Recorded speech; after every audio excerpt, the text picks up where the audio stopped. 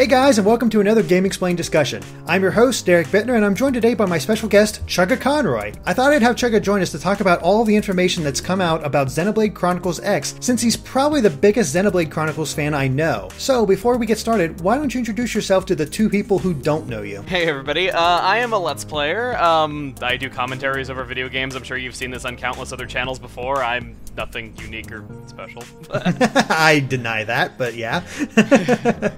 No, you have a huge breadth of knowledge about games, and especially the games you cover, and especially Xenoblade Chronicles, which has been nothing short of impressive with how you've been covering that. And I know for a fact that you are hugely excited for Xenoblade Chronicles X. So, what are your overall thoughts from what you've seen so far? Well, of course, I think it looks good. My favorite aspects of what we've seen is just like the absolute gigantic scale of the world, for lack of a better term. I guess gargantuan, if I want to say anything. It's just that it makes Xenoblade Chronicles look small, which I didn't think anything else could do, and like they've hinted at things in interviews, like that there might even be like interplanetary travel and things like that. And just the fact that the world is so big, and the fact that they've said they want to create the largest world on a Wii U game.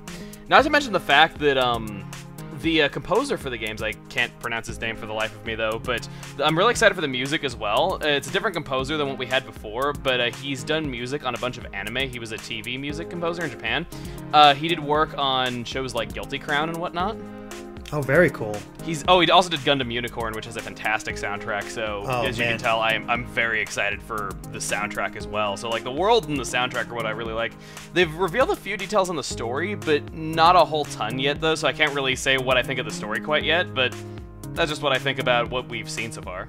Yeah, I think as far as the story is concerned, they've basically gave the basic premise of it. Not what the end goal is or anything like that, but the basic premise, which I think is like incredibly unique. I don't think I've ever heard this kind of plot before. At least I've heard elements of it, but not to this, arranged quite this way, where basically there are two different alien species having a war over Earth. And there's nothing the human race can really do to protect itself, so they make an ark and send out arks from Earth, loading up with just as many people as they can. And that war between the aliens does cause the Earth to explode. And one of the alien races attacks one of these arks, and it makes it crash land on an alien planet. And your character's in stasis, and you wake up, and basically here's this brand new world full of alien species for you to explore, and basically you're trying to essentially save the human race. Yeah, you're trying to restart civilization from the ground up, and you're having to one of the goals that I think has been made known is the fact that you're going out into the world and you're having to find other pods of people in stasis, because just starting out, it's just the military people that are trying to settle the land and make sure that everything is safe, and then after that you need to get more diverse groups of people out there. It's kind of like the rebuilding Colony 6 in Xenoblade Chronicles, though, but it seems to have a much bigger focus and seems a lot more interesting and story-driven. Yeah, I mean, the sense I'm getting as I'm sort of looking at these details is, do you remember the game ActRaiser on SNES? Where it combined RPG elements where you're going out fighting monsters and whatnot, and then once you'd beat a level, you'd get this stuff and you can rebuild this world and sort of like have a SimCity type thing. And it's that same sort of mix where you're like, going out, challenging yourself, fighting monsters, getting materials, finding people, and then rebuilding this town. And I have a feeling there might be a real big connection between how much you raise up the town to your own personal growth. It's funny you say the word growth, though, because it's actually one of the names of the alien races that has been seen in the trailer. Oh, really? Yeah, we don't know the name of both alien races, though, but one of them is known as Growth. The one that actually goes after the Ark ships and attacks them is known as that. Okay. What's interesting to me is, like, when I saw the designs of the Growth, and I think this was the Growth, did their designs kind of remind you of the Mechons at all? They look a lot more high-tech than the Mechon. They're, like, purple and kind of have, like, that gooey look to them as well. Mm-hmm. So, like, they look very different from the Mechon to me, though, but I can see what you mean, how two alien races fighting over Earth and it affecting us in a negative way, similar to the Bionis and the Mechonis fighting, but you kind of have, like, a third side to it now, where we would just kind of be this innocent bystander in all this, where they're just fighting in our solar system and having a negative effect on us without really meaning to. Mm-hmm. And I think that's what makes it so unique, is that, usually, with apocalypse stories, humans are the creation of their own design, of their own destruction. It's our fault, our own hubris, us, being warmongering and all that. And that's not the case at all here. Humans is just sort of that, like you said, innocent, as far as we can tell in all this. and we're just sort of trying to survive because of this happenstance, and I really like that uniqueness. Yeah, it's not like an environmental message, at least not that I can see. It's nothing like that. It's just simply that we try to fight back, we try to defend ourselves, but there really isn't much that we can do, so we're forced to just have a last-ditch effort and try to escape. It's kind of funny is that even though we don't know much about the actual story for what it's going to be for your character other than just finding other humans, the outline for it is really good. And I found it interesting that during one of the Treehouse segments, they did mention that the game's not only going to have references to Xenoblade Chronicles, but other past Xeno games, which is kind of fascinating considering there's not really been any connective thread between the Xenoblade and Xeno saga at the very least. Yeah, there haven't really been a continuous thread throughout the Xeno games before. I like how I say Xeno, you say Xeno, and like we're on two different sides of that whole thing. But you have to like manage like the fuel like in your mechs and everything like that. Different actions will eat up different amounts of fuel, and that's similar to how Gears and Saga were. And they did say that it's not really a sequel so much as it is like a spiritual successor that kind of carries on a lot of the ideas from the previous game. So it'll be kind of nice seeing some of the ideas from Xenogears possibly come back and whatnot. It's interesting you mentioned that because, they say it's not a sequel, but looking at the game, it feels like a sequel in the same sense that, a Final Fantasy game is a sequel to, one another, where it continues that thread of how it plays and some of the elements of it, but the storyline is completely different. And if they keep that going for the Xenoblade Chronicles series, I don't think I'd be against it at all. I wouldn't be against it either. I don't want to like spoil anything ending related here, obviously, but I don't know, like I feel like that they could do more with what they had going in Xenoblade Chronicles and like make, maybe like a distant continuation of it. Think like what they did with like Legend of Korra, maybe. Oh, okay. Like that's kind of what I thought this game was going to be back when they first announced it, and I don't know, maybe somehow, some way it will be, possibly, crazily, I don't really know though, because it does take place in our universe and not, in this alternate universe with Bionis and Mechonis, but you do see that the Naupon are actually back. You see that Naupon named Tatsu like break out of that pod at the end, and he does look just like Ricky, so I don't know. Maybe they're just being really stealthy about its connections, like they don't want to, as you said, have spoilers for what the ending for Xenoblade Chronicles was. So maybe they're just going to say, no, this is just a spiritual successor, even though for fans of the original game, they can still pick up some of the connective tissue between it and the original. And I think that'd be a really cool way to handle it. Just, open enough for newcomers to the series so they don't have to play the original if they don't want to, even though they probably should, and rewarding people who did play the original. It could be cool though, but I honestly don't think it's a sequel just because, it takes place in a different universe entirely. But I don't know, maybe they'll think of something, and maybe they're way smarter than me. They definitely did that in the story of the first one. Yeah, I so need to encounter that story because it was one of my biggest failings is that I have not played and finished that game, and I need to follow along with your Let's Play of it desperately. I like that when Andre was calling you like the resident Xenoblade expert. Well, in comparison to him, he just liked to call me the expert on everything just to make it sound better. But no, I am far from an expert on Xenoblade, which is why I called you in for the analysis because boy, did I need your help. As you were saying earlier, the world that we saw and they showed off in the Treehouse footage is just gigantic. I mean, freaking huge. Just all the stuff they showed and like the scale of everything. It just blew my mind because, I have played at least a little Xenoblade Chronicles and I thought the scale of that was huge as well. But even more so. I mean, just blows it out of the water. Yeah, Planet Mira looks absolutely gigantic. Like, there's no telling, like, how big that area would be, though. Yeah, I don't know how much of the tree houses that you watched. I know that you watched at least one of them, though. But in the second one, they mentioned the fact that they tried swimming out into the ocean near Los Angeles, just to try to see, like, how far out you could go. They said that they were there swimming for pretty much as much time as they had before the show began, and they said that even then they had not reached the end of it, and that they had not found any sort of limits or any sort of invisible wall blocking you off or anything. Oh my god. Like, I think they said that they were there swimming for like 20 minutes, and they were just, like, keep in mind they didn't have like the mechs though. If you were like flying around like in a doll, obviously it would go by a lot quicker though, but they said they were swimming for like 20 minutes, and they hadn't found any limits or anything. They were still swimming out there, and they could see the land off in the distance and everything. That's amazing. Simply amazing. I mean, we saw a little bit of that in one of the early trailers where we saw one of the dolls flying above the island.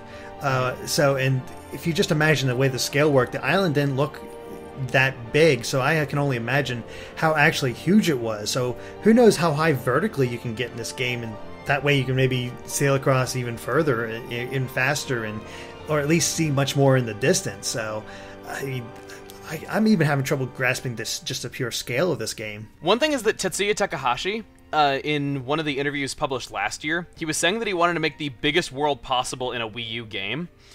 And considering that Wii U games can be like 30 gigs on a disc, that's saying a lot already. But not only that, he was also saying that he wanted to be very seamless, and I've been wondering if that means, like, you know, without loading screens potentially, or anything like that, or that all the areas are connected to each other, as in you could go to them in pretty much any order. It would make sense, and, you know, I don't know, I'd love to see something to that effect, because, you know, a lot of times huge worlds are very intimidating. But I found, at least with Xenoblade Chronicles, it didn't feel that intimidating. It was like, you get to this new area and you're like, okay, let's explore everything that there is in this area, and then go check out what kind of quests I can get, and then just go from there. And I don't know, I never got that overwhelmed. I was amazed at how much time it took, but I never got overwhelmed with how much there was. And if they can manage that same sort of thing with X, I think it'd be just a brilliant game. I'm hoping so, because they did a very good job just constructing that world before them, because everything is huge, like you said, but like it never felt too formidable for you to go through the whole thing. And while it was huge, you never felt like there was nothing to do. There was always enough interesting things to look at in the distance, and, you know, you're just watching them as they get closer. There were always items to grab. There were always just enough enemies that it wasn't frustrating to move through the area. But, like, you always had something to do, and it was very easy to get distracted and just kind of get lost in an area for a long time, and it didn't feel bad to do so at all, because the game was always very clear about where you had to go. If you wanted to, you could go in a straight line to every major event, and I feel like you'd be missing out on a good portion of the game if you did that, but it is possible. It's very possible, and just because of the way that, like, you know, questing and everything was set up, you didn't really need to grind ever. As long as you just grabbed quests as you saw them and just played the game normally, you'd complete them more often than not. The fact that you gained experience from discovering new land and things like that, you could level up in ways other than fighting, and it rewarded you for being an explorer. And it just, that because of how much there was to do in every area, despite how big it was, it never felt like there was any shortage of things to do, and there was always something that you wanted to go check out. Even in the initial area, I'd see level 50 enemies, and I'd be like, well, I gotta come back now and try to kill that thing. You know? Yeah, and all those enemies had purpose as well. Like, there's things that open up to you later on that have you going and killing those enemies. So, like, you'll be able to get revenge on something that terrorized you at the beginning. That's wonderful. I love that feeling. We're even seeing evidence of that here. In X, because, you know, they showed that gigantic enemy where you're only as big as its toe, and I mean, even just a normal, like a level, I think it was a 5 or 6 enemy, was freaking huge, just towered over you. So the enemy designs even looks much more intimidating, or at least interesting, than what was in Xenoblade Chronicles, where it's like rabbits and crabs and stuff. This is just crazy designs that are just huge, but still like a lower level for you. So you feel like you're really challenging this world, I think. Yeah, it kind of gives you, I think the message that they gave it was that space is not your friend, like, is the way that they put it. Because, like, those enemies are gigantic, and, like, if that's just the first area, you have to wonder what kinds of enemies you'll be coming across later on. I mean, there was that, I think it was the end of the second trailer, the one that was shown at E3 last year. You had that time, like, where you see them flying through, like, this really dark-looking area, and there's this thing that's, like, the size of a building, and it has, like, these red fangs, like, on it or something like that. Like, and they're just, like, flying around it, like, inside of a mech. It looked crazy. Yeah, I mean, when they have enemies that dwarf the mechs that you own, that is crazy, and I don't know. I love it. I love it so much, and that's a big reason why I do want to play Xenoblade Chronicles, because I do want to feel like I have a good basis going in. Like, I know it's not necessary, but I feel like the game deserves it, because if you play X first, I mean, Chronicles, of course, will still be as good as ever, but I think some of the effect might be lost after playing X. There is that. There's also the fact that, I don't know, like, why, though, but, like, it seems like people are very divided on how Xenoblade Chronicles presented itself visually. Some people say that it looks fantastic. Yeah, I don't know, I guess maybe just artistically, from an artistic standpoint, maybe. Mm-hmm. But I've seen some people, like, there was actually one time that I had 2 of my friends watch me play the game for a bit so I could just kind of show them what it was like, because I really wanted them to try it out for themselves. And in the same room, One of them said the visuals were stunning and that it was like very, very brilliantly presented, whereas the other guy's like, this looks like an early PS2 game. Oh my. Like, it's very, very divided a lot of the time, and it's like, I don't see an early PS2 game in it though, but I don't know, maybe just because I tend to look at things more artistically than technically. But I know that there's a lot of division there, and it's just that Xenoblade Chronicles X feels like a good mix of, you know, high-resolution graphics and more of like a stylized look, because the characters look a bit more stylized than I was expecting them to. You know, in that early footage, you couldn't even see their faces. No, you couldn't. I guess there's a reason for that, since you can design your own character. Which, yeah. Speaking of, how do you feel about that? Because, you know, obviously people connected with Shulk and his group, and, you know, Ryan has his own little meme with the whole Ryan time thing.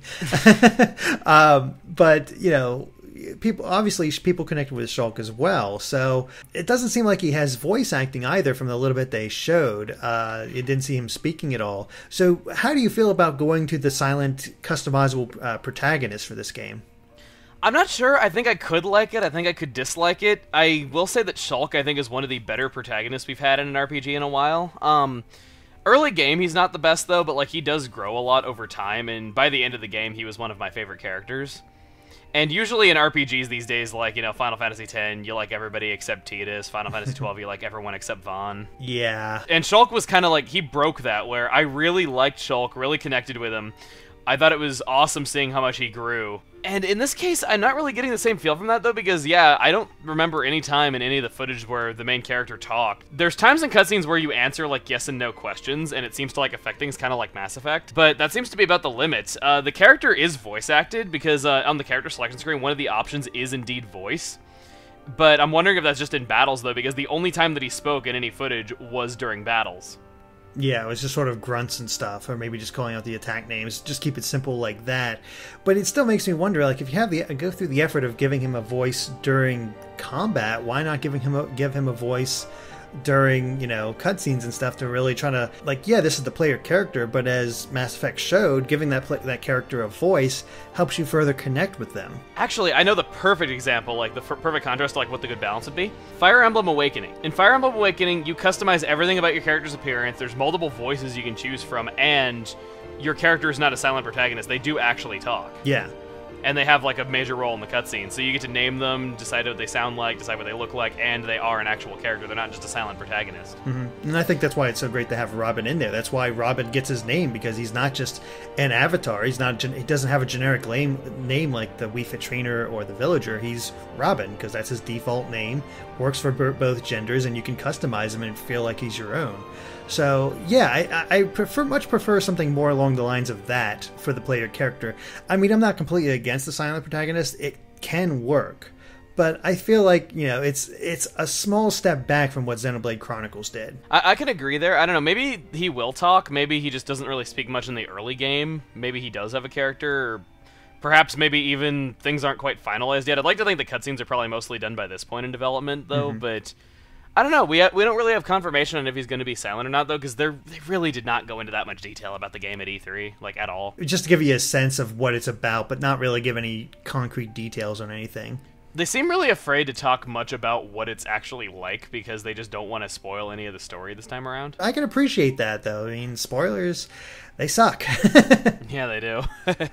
On the character customization, though, one thing that I find really interesting is that in the early footage, you could see that all the party members are being controlled by humans, because, like, they were, like, going way off in the distance, doing things on their own, fighting enemies that you had nothing to do with, like, really far away. Mm-hmm. You could see, like, a chat window, like, between, like, people talking, and as well, like, in the lower left corner. And in addition to that, you have to think that, you know, you're customizing the look of your character, and if there's online multiplayer, then maybe that's kind of more what they're going for. Not only that, but if you go on the Xenoblade Chronicles X page on Nintendo's E3 website, you know, it'll say, like, developer Monolith Soft, released 2015, though, but under players, it says to be determined. Oh, wow. So, like, all the others usually say, like, 1 to 4 players, 1 to 5, but this one actually says to be determined.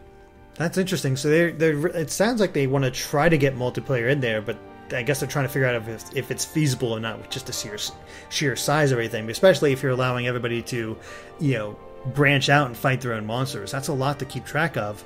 So it makes it almost more MMO-like, which is even more for the online to process, and, well, Nintendo sometimes has trouble with. I was saying, I don't think it'd be like an MMO, though, but I could see them like having multiplayer where you could have all the party members controlled by human players, and perhaps you could, well, because your character is also customizable in that you can decide what classes they go for.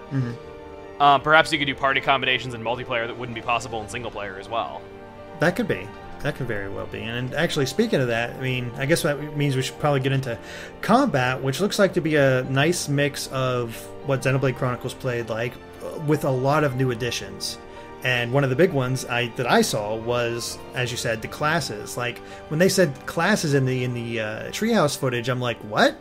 And they didn't really approach the topic until much later, where they said apparently you can change it mid-battle and mix, and of course mix and match skills, which makes sense. But there seems to be a lot of options for classes to really decide how you want to play the game, and I can really appreciate that. I think that's really cool. Yeah, it's kind of an extension of what we heard earlier about the fact that you can change your weapons in mid-battle. How, if you're up close, you have higher risk, though, but you're going to do more damage and you're going to be able to use more skills, whereas if you're, hanging back and using, like, a gun or something like that, you're going to not do as much damage and you're not going to be able to use as many skills, but you obviously aren't going to take as much damage, so it's kind of a risk versus reward type thing.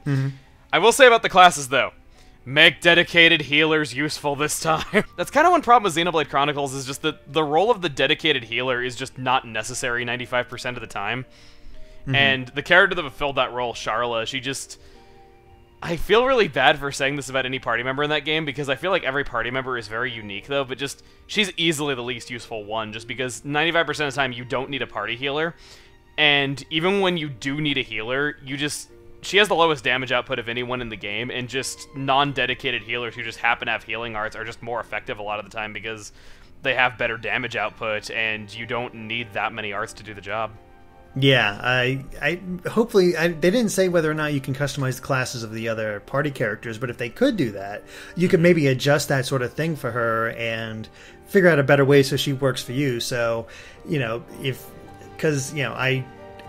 didn't get beyond, I got to Colony 6 and met some of the characters you meet there, but I never included them in my party, so I can't say for sure whether they were better or worse than Charlotte. I didn't have a problem with her when I played. When you first get her, she's fine because you don't have anyone else. Exactly. I couldn't really compare her to anybody at that point, and she seemed to be doing the job well enough. I wouldn't say she was great or anything, but I felt she was doing okay. But yeah, I can definitely see how you'd want to, adjust a character to better fit your style. That way, if you do like Charlotte as a character, you can still use her by having her do what you want to do rather than what she's designed to do. I feel like she's a good example for this because she's a character that I don't hate. She has some really interesting abilities, but it's just that her damage output is so low and she's so geared towards being a dedicated healer that she just isn't useful a lot of the time, and I don't get to use those abilities that I think are interesting. If I could give away some of her healing abilities for a little bit more damage output, I think she could be really fun to use, and it's like if you could do that for the party members of Xenoblade Chronicles X, I don't feel like I'd really complain about any party member in that case. However, I do wonder if you'll be able to play as anyone other than the character that you're creating, though, because they never control Alma in the footage, and they never really mention that you can change party members or anything like that. Maybe if there's like a translation out there of what the menus were, I could be proven wrong on that, but they never do play as Alma, and they never do switch over to her. Yeah, I was wondering the same thing when they were navigating the menus and showing that sort of stuff off. I was like, oh, are they going to switch to Elma? Because the way the camera's positioned, it almost seemed like it was going to happen, but then it didn't. And that was always sort of cool. Like, if you got tired of playing as Shulk, you could switch over to Ryan and sort of play around with him and do how that worked. And I really like that idea of just being able to control different characters and just changing up your tactics if you get tired of playing one of them. And I'd like to see it return, definitely. You can change your class, obviously, in this one, but it's not really the same thing as taking control of a whole other character that has, like, a different set of skills. Yeah, not at all. Not at all. Of course, there's a lot of other stuff that was very similar to the original game. The art palette, and how as you level up you get more and you can level up each of the arts, and a lot of stuff carried over from Xenoblade Chronicles. But there's also a couple new things, such as the soul voice, which you said you might actually be replacement for chaining, which we noticed in an earlier trailer. In the earlier footage, you could see that there was a chain attack gauge up in the corner, just like in Xenoblade Chronicles, where you build up segments of it. One segment is a revive, 3 segments of it, you spend 3 revives to do a chain attack, which is a, incredibly powerful thing to do. You could do like tens of thousands of damage with one if you know what you're doing. And it looked like that was going to be back, though, but in the newer footage, that chain attack gauge is nowhere to be seen. There's no icon for a chain attack or anything like that in any of the menus, it looks like. And they mentioned the soul voice is now that when you press B, like in time, like whenever, your characters are talking to each other, which was in Xenoblade Chronicles, it has a much bigger effect on things now, where by doing that, you'll be able to, for instance, heal the other members of the party, which they've said you aren't able to normally do now. Like in Xenoblade Chronicles, it was simple as you just select a healing art and select who you want to use it on, though, but it looks like now you can't directly heal them unless you get the timing on that right and things like that. That struck me as a very odd change. That kind of threw me for a loop when I heard, like, wait, I can't heal my party members? And it looked like she was never in any trouble at one point. He was just having trouble keeping his own character alive, but Elma was fine the entire way through, so maybe it's not that big of a deal. But when I heard I couldn't heal my party members, I'm like, wait, really? So I really hope it's not one of those games where you can only play as one character and your other party members are always stronger than you the whole way through and it feels like they're carrying you. Like, that is a terrible feeling. I heard that's how Mystic Quest played. Mystic Quest is actually what I was thinking. Oh, okay. Yes, it came to me right then, yeah. I hope it's not like that. Like, I hope you can switch to other characters, and I hope that not being able to heal your party members is directly, unless you use the soul voice, isn't a big deal, because I'd really hate that if you can only play as one character and it feels like the others are just carrying you the whole way, because I liked how in Xenoblade Chronicles how, even though I could definitely order the party members in order of what I think is best to worst, I felt like everyone had their uses at times, and how good they were wasn't really determined on, like, oh, okay, this character's just naturally better than this other one at the same job. It was that they all do different jobs, and their usefulness was more how often their skill came up. Yeah. I like that a lot. While I like games like Super Mario RPG, one thing that bugs me is that you always have to be playing as Mario, and you can't switch him out of the party. It's just Mario and 2 other characters. Always kind of a bummer that you couldn't do that. And that's, some games have fixed that over time, or at least made the character that you play as and that you're stuck with, good enough that you don't really mind not having him there all the time. They did alleviate some of my worry about healing. Is like if a party member dies in battle, you can spend TP in order to bring him back. And I'm not quite sure how much TP that requires. They didn't really say, but it did come up, and I found it very interesting that when you died, you didn't. It actually.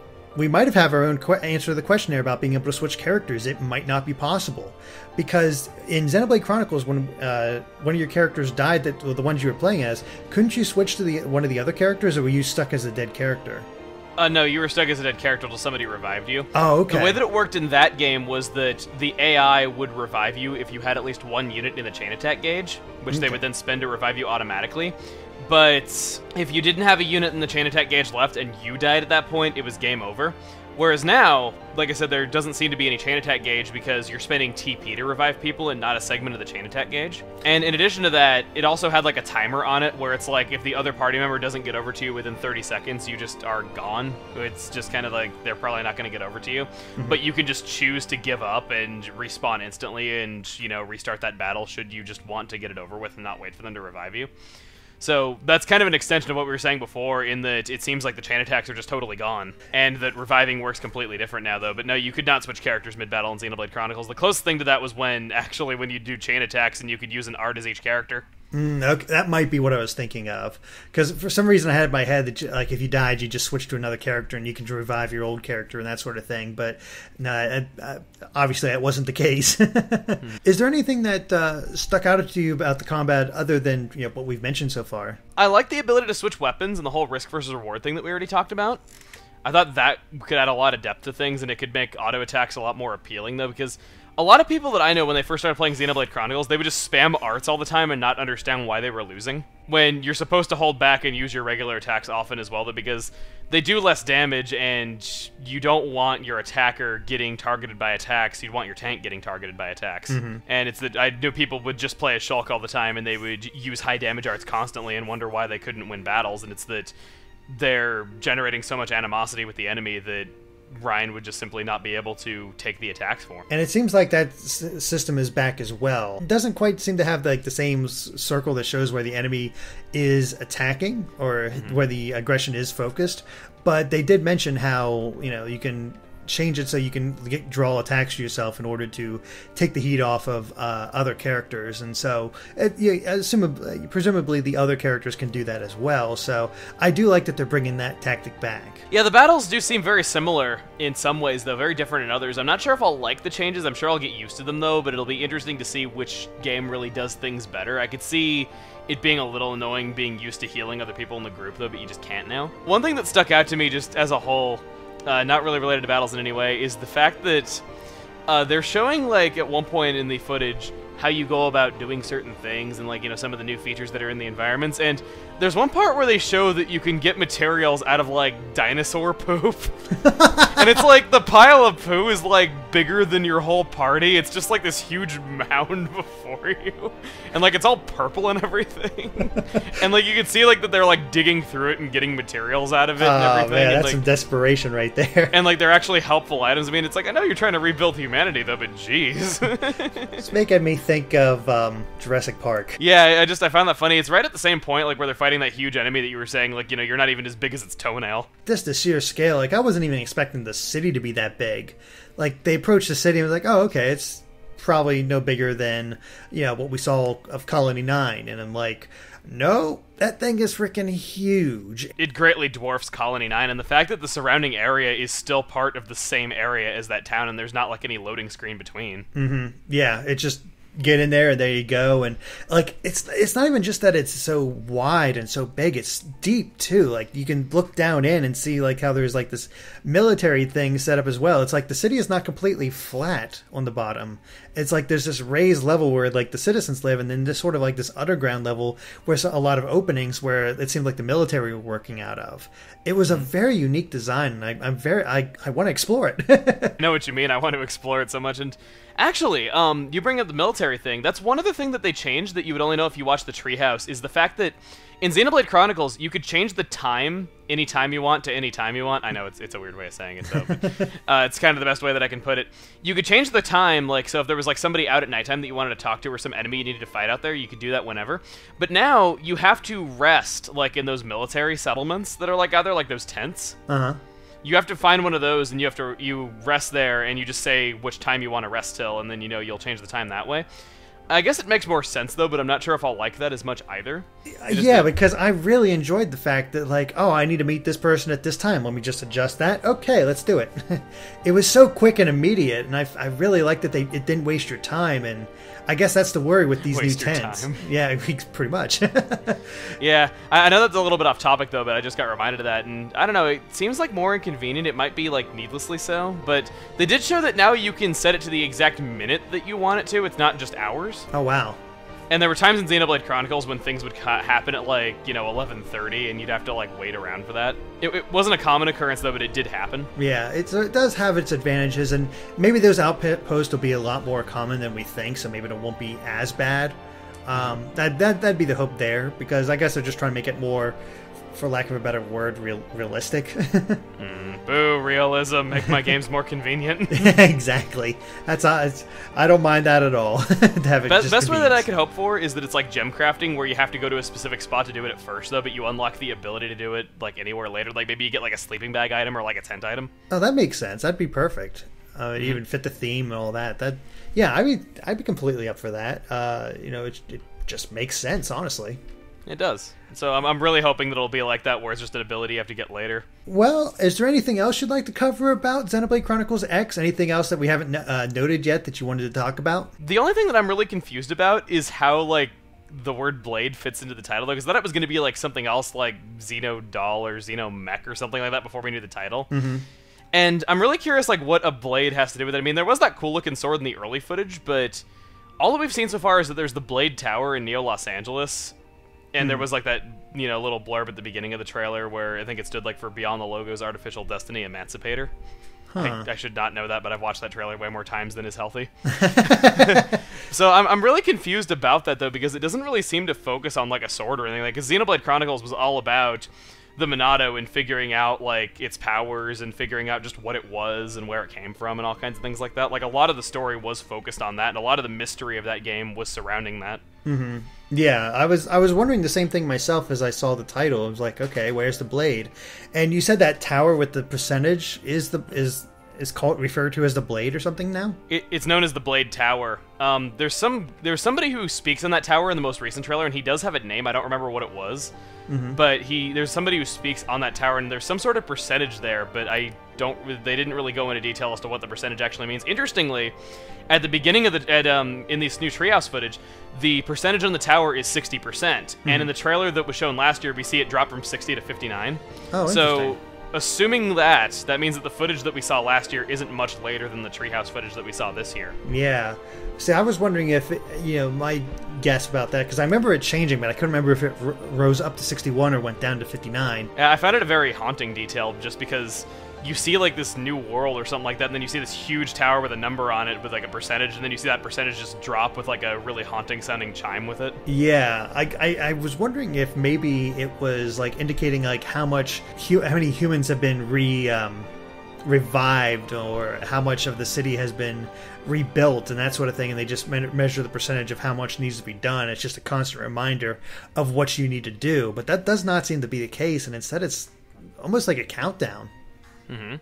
So, the only other thought I had is, like, maybe they'll get... This does not seem like it's possible at all, but maybe they'll have, for the climactic battle, a super huge mech, and you use the actual blade tower as your sword. That could be kind of funny. I watch anime at times, and if you've ever seen Gurren Lagann, they have mechs within mechs within mechs within mechs jumping around on planets by the end of the series. So I've seen crazier things from Japanese productions. Using, like, a planet for a shield. Yeah, exactly. That'll take out the aliens. But yeah, I mean, I think both of us are just very excited for it. Like I said, I need to play Chronicles so badly. You do. I really do. Before we go, I gotta say, I gotta tell the story of us meeting up at E3, and we're at the Hyrule Warriors booth. You're checking that out. Recording you playing as Zelda, and just right across the way from us is Xenoblade Chronicles, just doing the opening video. But it comes up to the start menu, and they don't let us play it. It was not playable on the show floor for whatever reason. Yeah, but they had the full game, and, well, tell the rest. Yeah, they had a demo kiosk set up for it, and it was sitting there on the title screen all weekend long with the cursor on new game, but there was no controller sync to it, and it wasn't allowed to be played. You have no idea how tempted I was. The way that those demo kiosks are set up is that on the front of them, there's, like, a little opening, so you can, like, poke your finger, like, where the console is, and you can, like, touch the power button if it needs to be reset or anything like that. I was so tempted to go back to my hotel room, grab my Pro Controller, come back with it, reach in there, hit the sync button, and press A. I still think you should have did it. What are they going to do? I probably would have gotten arrested if not kicked out. A small price to play. Pay. Small price to pay. Yeah, it's just... If it means getting to play Xenoblade Chronicles X a year early for a few precious seconds, maybe it would have been worth it. But yeah, I mean, if it isn't obvious by now, we're both quite excited for this, and I cannot wait to play. Mm-hmm. But, alright guys, well I think that about covers it for our discussion of Xenoblade Chronicles X. I want to thank Chugga for joining me today. Thank you for having me. No problem at all. And once again, highly recommend checking out his current playthrough of Xenoblade Chronicles if you're even just a little bit interested in the game. Oh, you're too kind. No problem at all. In fact, we actually have a clip from his playthrough if you just want to get a little taste and see if it's for you. As happy as I am that we ran into Dixon and we weren't given any runaround, I have to derail things for a minute here to admit that I've been lying a little bit. I know, I'm a horrible human being, but hear me out. Truth is, we actually received a quest at the beginning of this and I skipped over for the sake of having a smoother intro. This is a story quest, our first example of one, delivering food. Whenever you have any kind of story-based objective, it'll be marked in your quest log just like any side quest would be. Not only that, but it'll put a marker on your map letting you know where you need to be, and you can even physically see in front of you where you need to be by just following where that marker is. Typically, these are used when you have multiple quest objectives just so you can do them in any order, but because we're just starting out, obviously, it's just going to give us the one. So, yeah, it's really helpful, and I wish all games did that, just because I can't tell you how many times I've been playing an RPG, and, well, I couldn't remember what I was in the middle of doing just because I wasn't able to play for a few weeks. I know, it's really, really irritating. Once again, thank you, Chugga, for talking with me about Xenoblade Chronicles X. And once again, definitely check out his channel, thanks to the link in the description below. And of course, thank you guys for watching. If you liked this video, be sure to like us on Facebook and follow us on Twitter at GameXplain. Until next time, guys, bye.